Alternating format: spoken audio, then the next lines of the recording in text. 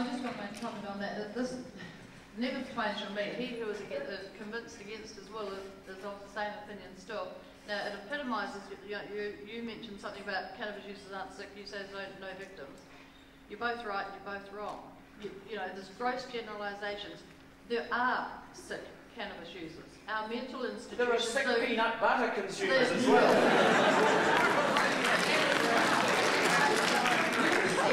You said there were not. Cannabis users weren't sick. Our mental institutions right today are full, probably over 80% of people who are admitted to our mental institutions. I'll come to your mental institution if you come to my oncology ward. Cannabis related. Cannabis is also has features of carcinogens as well. Show me them in the oncology ward. You come mine. Your victimless crime. Does anybody remember just a few people? Maybe David Grace, Stephen Anderson, Leslie Parr, Yolatley, Thompson. You know, there are thousands of okay, another question over here. Is that the actual user is often not the one who is... Another question over here. Thanks, Pauline. Okay. Mr. Anderton, you seem like a very motivated, puritanical campaigner. And like you said, that in an ideal world you'd like to see alcohol and tobacco banned because they're harmful and they're drugs, and it's only because so many people use them and prohibition would be practical you don't support them. Well, it seems to me that if you compare societies across history, every society in history that has access to some type of mind-altering substance has used it. Every single society has some type of drug if they had access to it in their environment. Now, if that's a social necessity, shouldn't we try to make that drug be the least harmful one we can?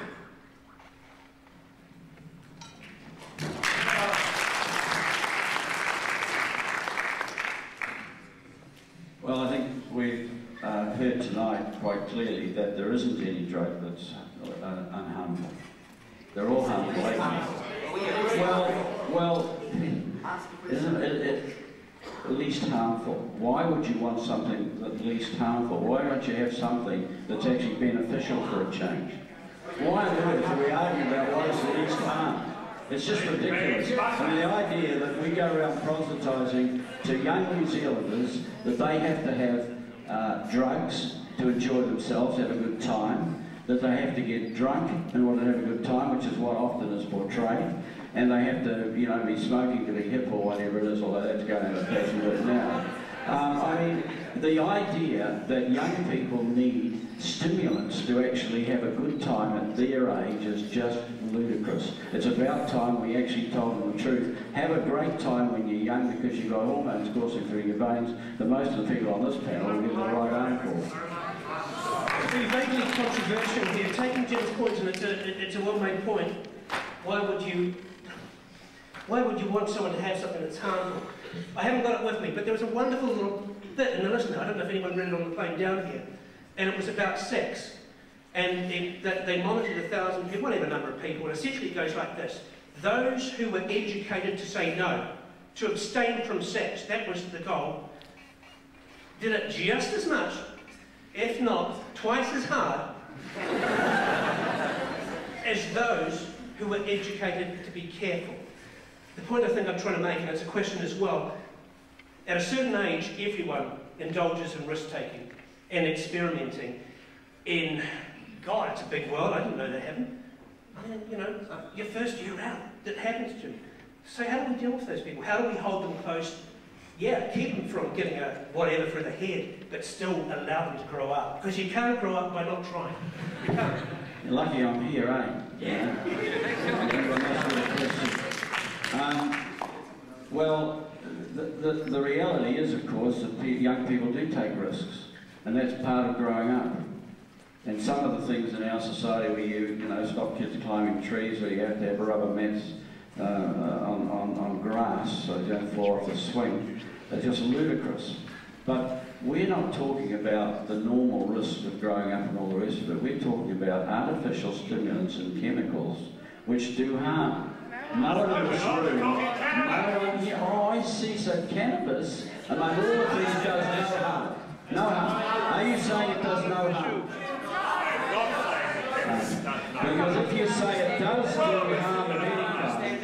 If you say it does do harm of any kind, why would you want to encourage it? Why?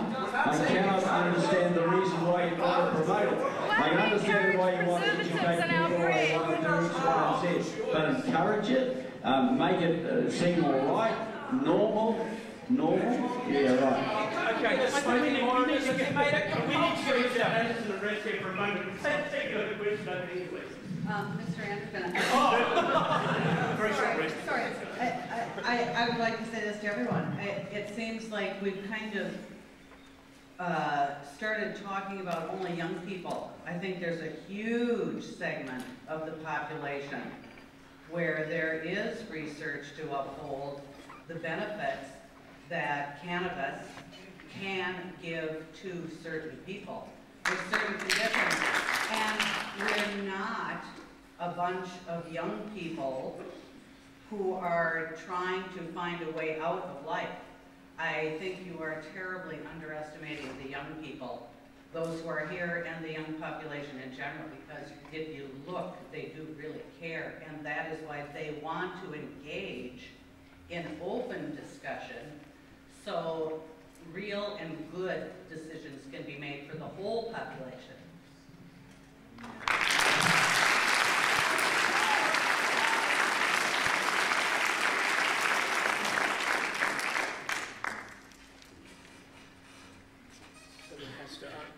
He's worn down, the poor man. Look at him. He's about to collapse. The reality is, older people, clearly from a clinical point of view, because of body mass and all the rest of it, are less likely to be affected seriously by cannabis than young people. I think that's clear enough. There are some exceptions, of course. Oh, Mr. Anderton, that deserves a response. Give me a microphone. I'll just add to that.